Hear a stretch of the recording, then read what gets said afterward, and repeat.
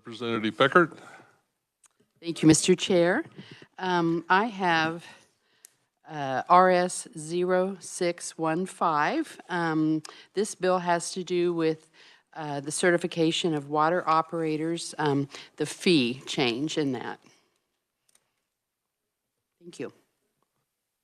Are there any questions? Are there any objections? Quick question. What was that number again, please? RS 0615. Thank you, Mr. Chairman. Seeing no objections, we'll move that forward. Any other bill introductions? Representative Vaughn.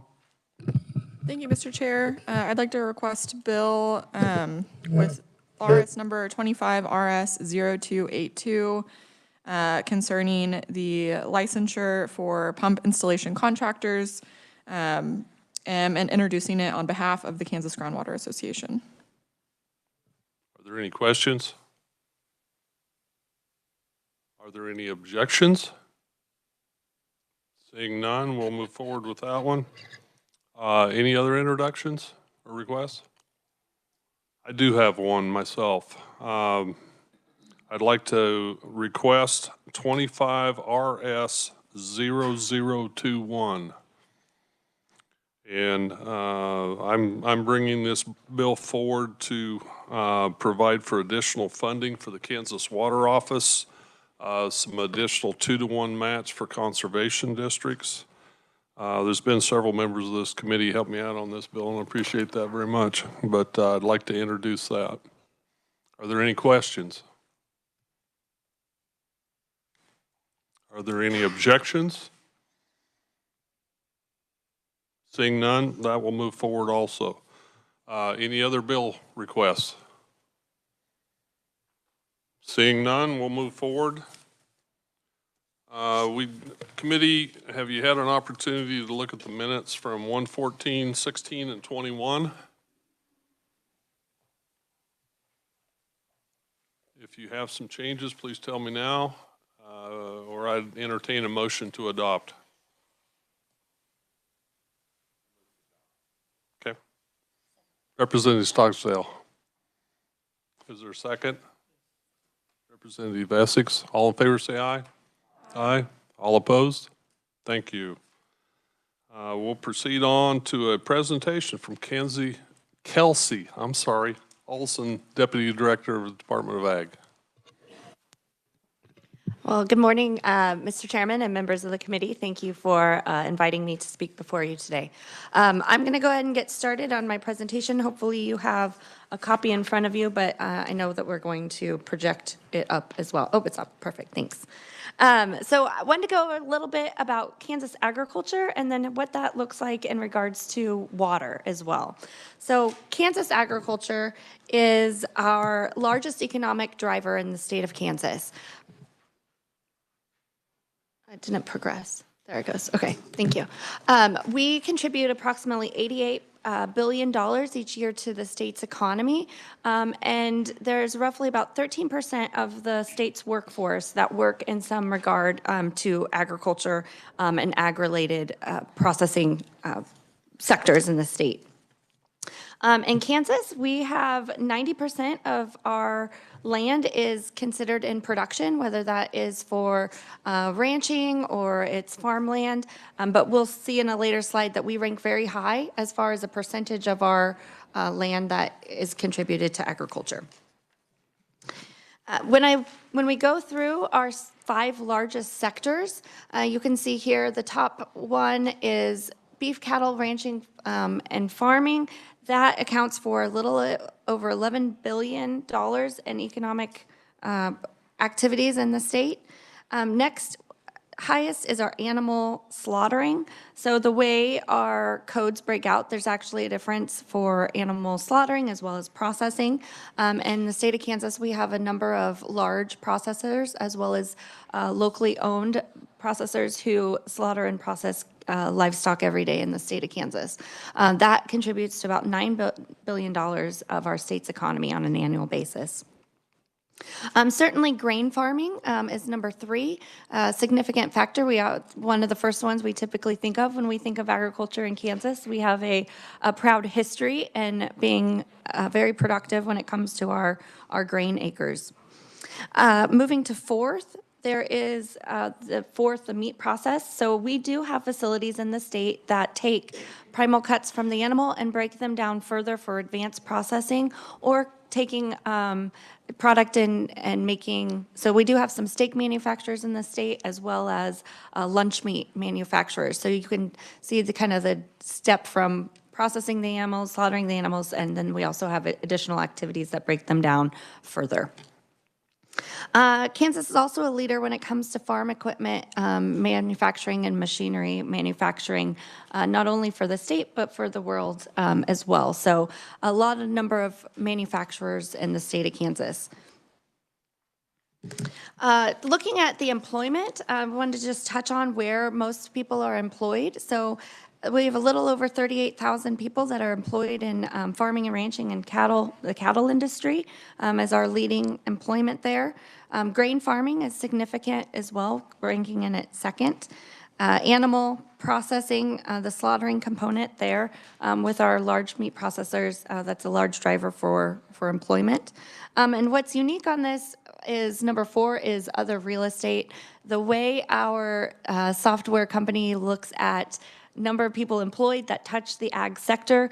Realtors are showing up for the first time this last year. So anyone who is handling any non-residential things that could also include agriculture or agribusinesses, there's a little over almost 12,000 people roughly that are employed in some sort of real estate that at times could possibly touch agriculture. So not a number we typically think about. It's, you know, when you start digging into how the software and plan data works, it gets a little funky. And this is one of those unique ones that pops up that we wouldn't necessarily think about at the forefront. And 5th there on our list is horticulture and landscape services. So that is considered a component of agriculture, one of the 72 sectors that we look at. And we have a large number of individuals who work, as you might imagine, in the landscaping and horticulture services industry.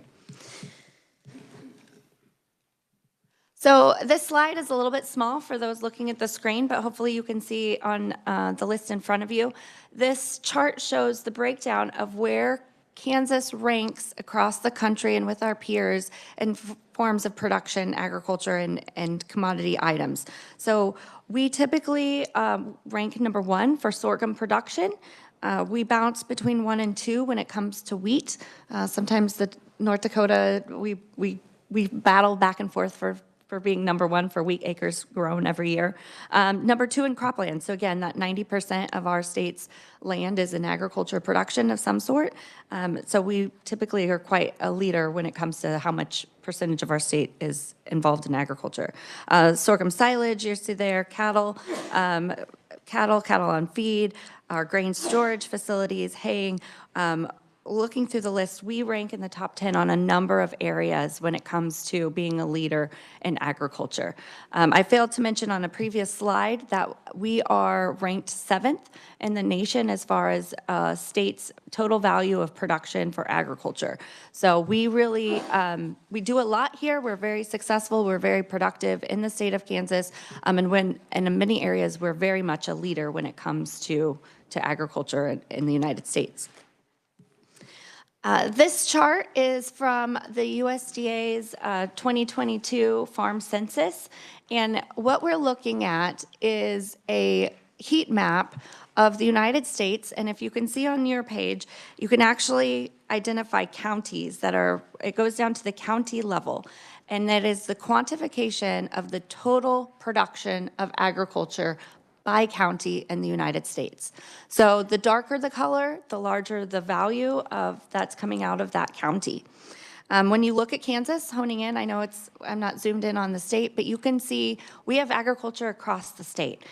Yes, it does fade, kind of an ombre, you might say, effect from east to west, but on our western side, we have some very concentrated areas, some very concentrated counties that have high value dollars of total agriculture production.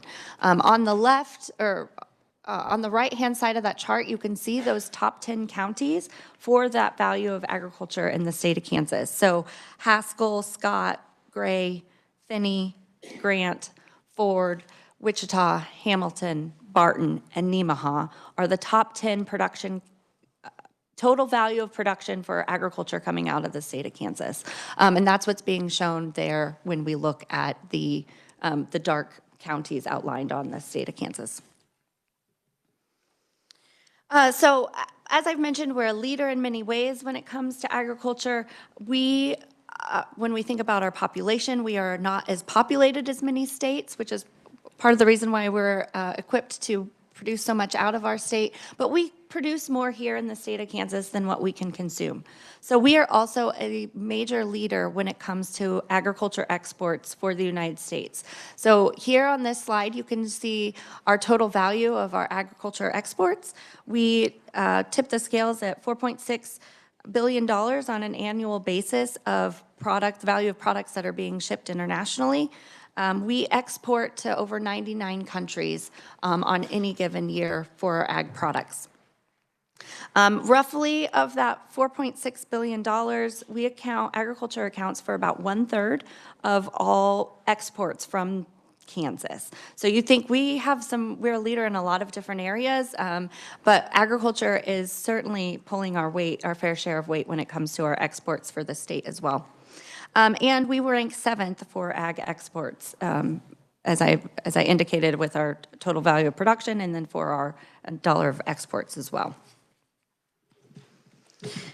The next slide shows our top 10 destinations of where these products go to. So Canada and Mexico and Japan are our top 3. Let me get those in the right order. Mexico is our #1 trading partner. In 2023, Japan came in 2nd, and then Canada. So those are our top 3 exporting countries, and makes a lot of sense. We have some great trade agreements in place that allow for the ease of products to move back and forth between our direct neighbors, as well as with trade with Japan. But if you look beyond that, ranked 4th is China. We have United States as a whole is the largest trading country, only 2nd to China. But China is also right now our largest consumer in the world for all types of products, agriculture included in that. And so they are one of our major purchasers when it comes to quantity of product. And in 2023, that value was around $423 million of product that was shipped to China. If we think about what products are shipped internationally, we have a breakdown here of the top 10. At the top, we see meat and edible offal. So we think of meat products, we enjoy some ground hamburger, we enjoy the steak, maybe a roast on a Sunday. But there's a lot of products on our animals that Kansans and U.S. citizens typically don't consume. The tongue, the brain, we think of oxtail, chicken feet on chickens. That is all what we consider edible offal. We do not consume it, but many of our foreign trade partners do, and so they are buying that product from the United States and consuming it as part of their traditional culture. So we rank very high there. We've got about $2 billion of meat and edible offal that is contributed to the economy. And I would note, when a rancher sells their finished steer to a meat processing plant, to a locker plant, the value of that animal, we equate about $400 that's going into the producer's pocket is because of our export market. So it really helps round out the value of that animal. We're using all of the parts. We might not consume them, but consumers are consuming them, whether it's in the United States or abroad. Next, we look at cereals. As we mentioned, we grow a lot of wheat. We grow a lot of grains, and we come in 2nd for our value of our exports for cereals. Residues and waste, these are, if we mill wheat and there's bran flake, these are the consumable products that are what we would consider sometimes byproducts from the grain processing or from the the product processing that was done in the state of Kansas. Oil seeds in Kansas, that's largely our soybean industry, as well as sunflowers.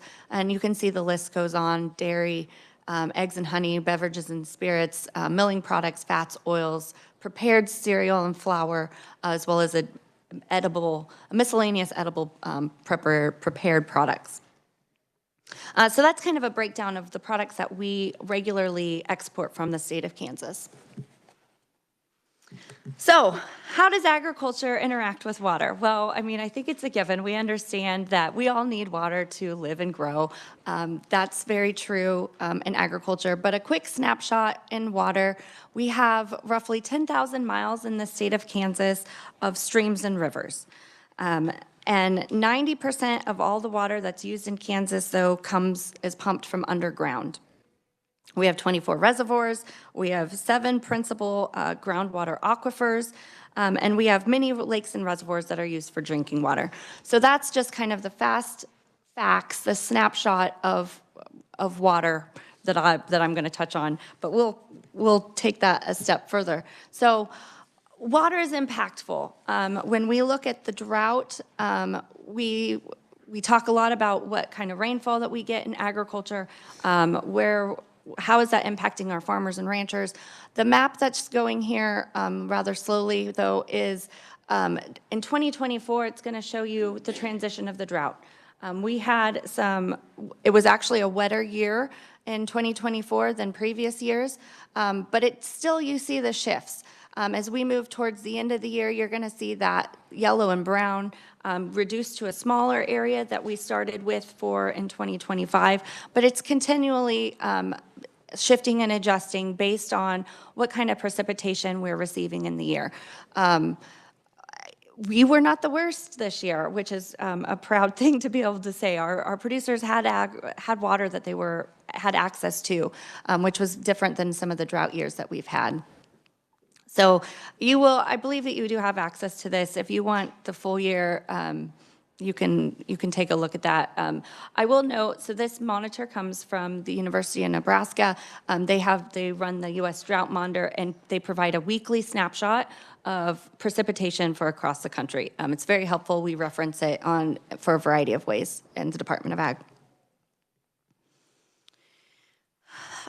When we think about water in agriculture, I mentioned that most of our water is pumped from underground. So the High Plains Aquifer is one of the largest aquifers, certainly that touches in Kansas, but it is our principal source for agriculture water and for many uses of water in Kansas. It actually touches 8 different states, as you can see the grayed out areas across the Midwest, stretching from South Dakota all the way down to Texas.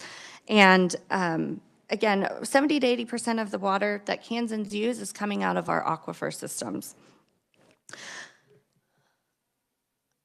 Okay, so now what does it look like for the intersection of agriculture and water? So the fast facts, kind of like I gave you with the water, when we talk about ag and water, you can see the breakdown there of how water is typically used in Kansas. We have 84% can be attributed to irrigation that farmers are using, 11% for municipal, 3% for industrial, and then recreation and stock water use are both just under 1% to make up that total amount.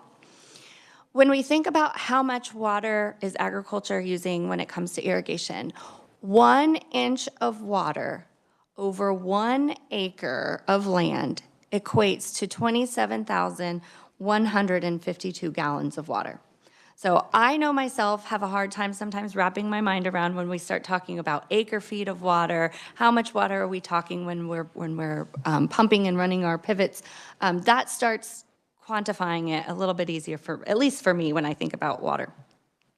In general, in one growing season, 1 acre of irrigated corn in western Kansas usually uses about 400,000 gallons of water in a season. Give or take, of course, that's going to be dependent on that drought monitor, how much rain we received. We're going to be rationing down, applying water if we've received a lot. But that gives us some rough numbers of what we start thinking about. Then when we think about when we apply water to our wheat crop, many of our wheat acres are irrigated, it can increase the yields by 4 bushels an acre as compared to dry land. That is a direct correlation to the dollars that that producer is going to sell that product for and the volume, the amount of bushels that they're going to sell in an annual year, driving up their profitability.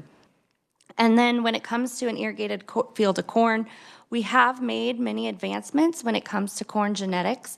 And this number can be as many as 8 times higher, produces more corn on an irrigated field than a dry land field. We've probably narrowed that gap down to about 3 or 4 times a difference between dry land and irrigated, thanks to that genetic research. But we can still certainly find varieties where you can find that big of a difference from dry land and irrigated today. So the map that I showed a little bit ago, when we looked at that heat map of the United States and talked about our highest production counties in the state of Kansas, I've overlaid with the High Plains Aquifer. You start to see some correlations as to where we use water and how productive we are in Kansas agriculture. We have a lot of irrigation that's running along that western side of the state that pumps from the aquifer. When I was a kid, I grew up in Norton, Northwest Kansas. We were dry land farmers primarily, but I grew up hearing in the 80s, oh, the Ogallala Aquifer will never run out. It's the largest aquifer that we have. It's incredible, right? And there was lots of promotion, we saw tremendous growth that helped us survive through the drought and the recession in the 80s. We used a lot of water. And it's largely attributed to the aquifer. Today, we have new data. In the 90s, we started tracking, based on our policies that we had put in place, there was the development of water regulations that metered the water that we were pumping. And the graph here shows the depletion and the changes of the High Plains Aquifer since 1996. So you can see how when it jumps back to the 90s, where we were at as comparison to where we are today. Kansas farmers and ranchers and our agribusinesses have been successful because we have relied on the aquifer. It has helped make us who we are. It has brought us to where we are today. But is also, if we want to continue that success, we have to think critically how we are going to use the water that's left. It's not replenishing at the rate that they said it was in the 80s that I grew up with. I hope that my nieces and nephews who are growing up in Norton County aren't hearing those same stories, so that they want to feel invested and think about the future, so that they have a farm to come back to. But I like this map because it is very helpful. So I do want to call out that this map was produced by the Kansas Geological Service. They are the entity, they're housed at Kansas University, but they're the entity that goes out and helps monitor and check the wells on an annual basis so that we can have this type of data to look at and to analyze as we make decisions. Drawing to conclusion, we've got water and agriculture are hard to separate. Water is the world's most valuable resource. Our crops and our livestock rely on it day in and day out, as do our communities. We need it to survive, but it also is what's driven our agriculture success in the state of Kansas. I think it's pretty difficult to separate agriculture and water. I think they go hand in hand, but and I'm very thankful for what we've been able to do in the past. And I have a small farm with my husband. We want to leave that to our children. I hope that we will be in a position to do so, and I hope that's something that they will want to do with their children down the road too. But it all depends on what we do today. We've had great decisions. We have great tools to help monitor our water in the state. There's been significant strides made in that over the years. We have great data. Kansas leads in data when it comes to water data that we can look at. And I think we are in the position now to continue to be successful and leave a legacy for future generations as we look to continue to manage our water in the state of Kansas. So with that, Mr. Chairman, I appreciate the opportunity to speak, and I'd stand for any questions. You did an amazing job over about the last 4 days, because this was a very short-term assignment there, so thank you, Kelsey. Are there any questions? Representative Featherston. Thank you, Mr. Chair. I think I have something interesting to point out. Well, you were being told in Norton that the aquifer would last forever in the 80s. I, at a school just down the street from here, was told, you got to conserve water. The aquifer is going to run out and they will have no water in western Kansas in the next 20 to 30 years. And that is just stunning to me, the difference of the message. It really surprises me. And I still harp on my kids, you got to save water. They're going to run out of water. Representative Pishney. Not a question, well, I guess a partial question, Mr. Chair, thank you. Kelsey, on that last page, that picture of the sprinkler system, it looks like a dragon line system to me. Does that ring a bell to you? I am familiar with Dragonline. I cannot confirm if that is a Dragonline picture or not, but I think it looks very similar, but I can't 100% confirm that. Mr. Chairman, I just wanted to call that to people's attention because at the next committee meeting, I'll do a show and tell for a piece of Dragonline and explain what it means. But this picture on that last page is an example of conservation by irrigators. Thank you. Thank you, Kelsey. Appreciate the report. You're entirely right. That is Dragonline, and is actually developed in many ways in southwest Kansas, and it's being sold all over the world. Representative Pishney, you want to continue with your story there? Oh, that's it. I'm going to do show and tell next committee meeting, but Monty Teeter in Ulysses is the developer of Dragonline, and he's in Saudi Arabia and a lot of different countries, and we're hoping to bring a little bit more of it into the U.S. as well. So thank you, Mr. Chair. Representative White. Thank you, Mr. Chair. I just wanted to add to Representative Pishney, my mother was Monty Teeter's first grade teacher. So it's, oh, a tangled web we weave. Are there any further questions? There are a multitude of attitudes concerning water. I've heard through the years that our reservoirs are fine, and we're doing a good job upstream, and they won't have sedimentation in them either. We're finding the more we study things, what the true nature of things are, and I commend this committee coming together and putting a lot of good minds together, representation across the entire state. We can come up with a better tomorrow by working on some of these things. And a lot of it, to me, comes down to education and just letting people know what the facts are today. They can base their own opinion upon those. And the geological survey that you mentioned will be here next Tuesday to make a presentation on what they've found. They'll get into the electromagnetic study on GMD4 in northwest Kansas.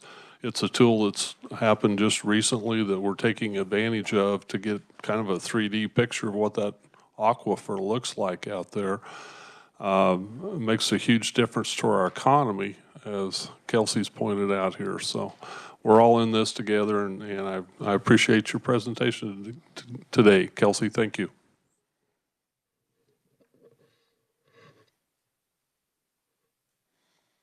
We didn't have time earlier in meetings. I've already told you what we're doing next Tuesday, but members of the committee and some of you returning people, I'm sure constituents had questions for you this summer. I'm just curious what the committee's heard since we met last in the 24 session, if anybody has any comments on that. I know Sandy's been working extremely hard on water certification, water operator. Lots of people have heard things. Does anybody have any issues or topics they'd like to bring up? Representative Stogsdale. I think it's been really interesting. The fourth Saturday of every month, we have what we call Senate 7 Forum, and it's Senator Corson and Representatives Owsley, myself, Ree, and Clayton, and along with the Melanie Haas from the State Board of Education. And we've been keeping them apprised of water. And I'm amazed that, of course, we live in probably the most urban area in the state, and how much concern there is in the urban area for water across the state. And I've been in many meetings in the Kansas City Metro where people have said, well, our number one issue in Kansas is water. And that's coming from an urban area. So I think we're getting the message out that this is not just a rural issue. It's not just an urban issue. It's a statewide issue. And I think that's a really positive thing. And I think part of that is due to the work of this committee. So. Representative Blacks. Thank you, Mr. Chair, and I would echo that same thing. All the time we get questions about water. This committee has really brought a statewide awareness to water issues across the state. Certainly the drought kind of set the perfect storm for that. Ironically, a little bit of an update on Caney. After we worked so hard down there, they finally got a 12-mile pipeline from Caulfield to Caney to pump out of the Verdigris system, which was a good deal. However, there's other issues, particularly in Southeast, where we had a lot of smelter plants. An interim manager who's being paid for 5 days a week finally read a 400-page report that indicated that the engineering was a lot of the accelerated. They have over 100 boil orders this last year, City of Caney, still having all kinds of blowout, still having 40% leakage loss. And the issue is, it doesn't, you know, the issue, comment, you don't need to pump a line to a sponge. And that's what it would be. And the interim city manager read that engineering report that said the chemicals that from left over from the old smelters contributing to accelerated corrosion on their pipes, water pipes. They're finding pox marks in there and a lot of the old metal pipes that are just blowing out, causing all kinds of problems. And he come and he said, we need $25 million after $8 million project there to replace the whole system. And I question, why didn't I think of that? Why didn't the EPA engineers that come in and done a Superfund cleanup of soil, why didn't somebody think about replacing those wastewater delivery lines as well as our freshwater back to something that's impervious to those chemicals? And, you know, it's simple, like a battery being corroded. And, you know, it's just amazing. I said, well, the Water Committee don't have $25 million. I went to VJ and thinking maybe some of the infrastructure inflation reduction, they didn't have $25 million. So right now we're taking this to Senator Moran and Marshall at the federal level to try to include those things in maybe possible Superfund.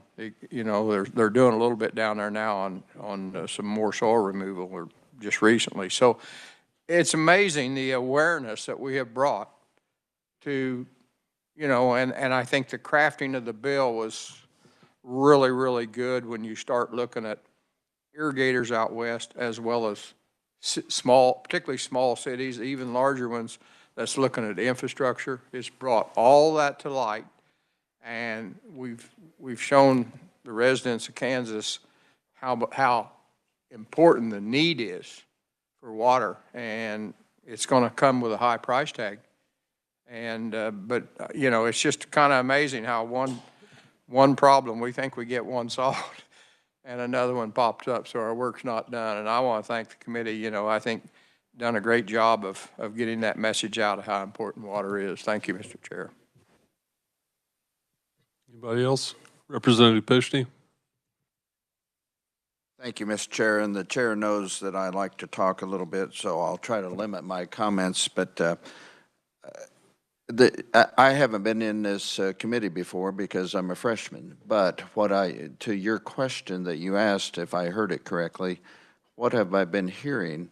It's not just a quantity thing, which is partly what was, or mostly what was addressed today, and I'll come back to that in a second, but it's a quality thing, which Representative Blex just alluded to, or not alluded to, gave example of. And we have that same thing in southwest Kansas. We have a subdivision that I live in. They had to shut down the wells, and we had to connect to city water because of high uranium levels.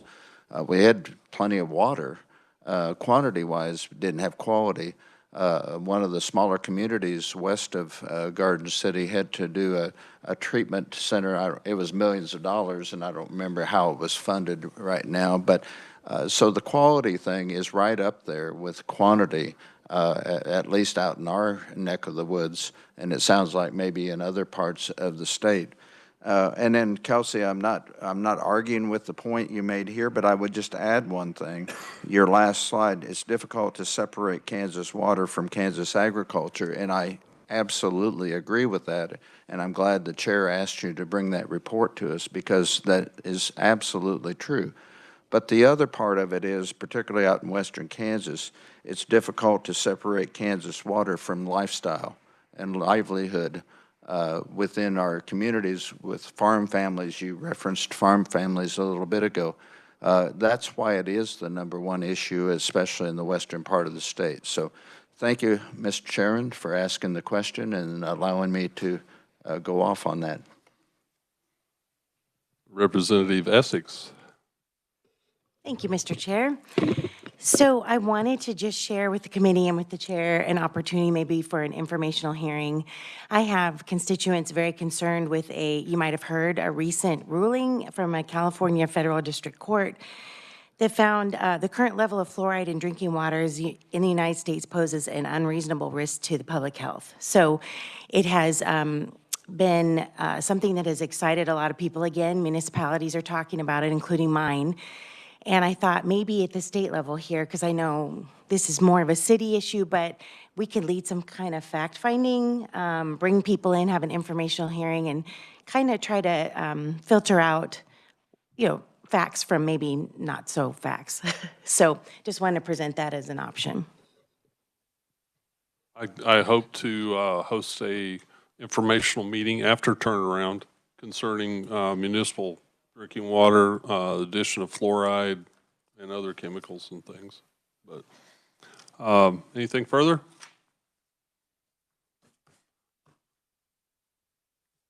And next week we have Jay Cobus with the U.S. Geological Survey on Tuesday. Thursday we still, I may work some of these bills if we can get them back off the House floor. On the Tuesday after that, February 4th, we will have reports from 2 GMDs. GMD 2 and 5 will report to us on Tuesday, and GMD 1, 4, and 3 will report on Thursday, as mandated from the 2279 bill from 2023 session. That's the best updates I can give you at this time. If there's nothing further, we're adjourned.